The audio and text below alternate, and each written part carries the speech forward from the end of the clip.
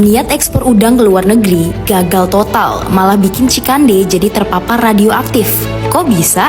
Menteri Koordinator Bidang Pangan Zulkifli Hasan menetapkan Cikande sebagai status kejadian khusus terpapar radioaktif cesium-137. Awalnya paparan radioaktif itu diketahui usai penolakan produk udang beku Indonesia oleh otoritas Amerika Serikat di sejumlah pelabuhan besar termasuk Los Angeles, Houston, Savannah, dan Miami.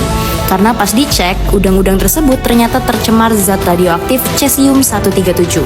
Investigasi berlanjut hingga ke dalam negeri. Hasil penelusuran membawa tim gabungan ke kawasan industri Cikande, Kabupaten Serang. Ternyata dari hasil investigasi, sumber paparan bukan berasal dari tambak atau lautnya, melainkan dari si kontainer yang mengangkut udang-udang beku tersebut.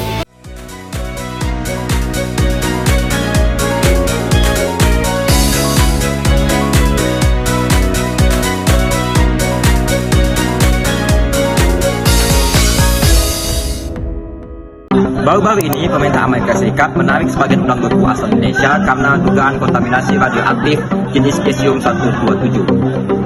Pemerintah Amerika Serikat melalui FDA atau Food and Drug Administration bahkan meminta produk tersebut untuk tidak dijual dan tidak dikonsumsi, hingga ratusan kilogram udang harus dimusnahkan.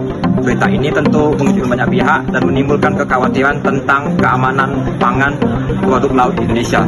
Namun, di balik semua kehebohan ini, ada pesan penting yang perlu kita pahami bersama. Keamanan pangan dan pengelolaan sumber daya perairan adalah tanggung jawab kita semua. Nah, ini bukan cuma persoalan ekspor. Bagi kami yang belajar di manajemen sumber daya perairan, ini menjadi reminder bahwa sangat penting untuk menjaga kualitas lingkungan, menjaga air budidaya atau konservasi, dan memastikan bahwa proses pengolahan dan distribusi itu berjalan dengan baik. Nah, tanpa proses pengolahan dan distribusi yang baik, nama produk laut Indonesia itu dapat rusak di mata dunia. Pemerintah Indonesia sudah bergerak cepat melakukan investigasi lapangan, memeriksa tambak, fasilitas pengolahan, hingga alat transportasi yang digunakan. Hasil sementara menunjukkan bahwa kondisi lingkungan budidaya yang aman. Hal ini menunjukkan bahwa pemeriksaan masih harus diperkuat lagi untuk pengecekan ulang. Meskipun kadar radioaktif yang ditemukan berada jauh di bawah batas berbahaya, waspada tetap perlu untuk diperhatikan. Masyarakat ataupun konsumen berhak untuk mendapatkan produk laut yang berkualitas, aman, sehat, dan terpercaya. Oleh karena itu, setiap bagian dari rantai produksi mulai dari tambang, pengolah, hingga eksportir harus memiliki komitmen yang sama, yaitu menjaga mutu, kebersihan, dan keberlanjutan sumber daya perairan. Sebagai mahasiswa manajemen sumber daya perairan, kita memiliki peran besar dalam masa depan kelautan Indonesia.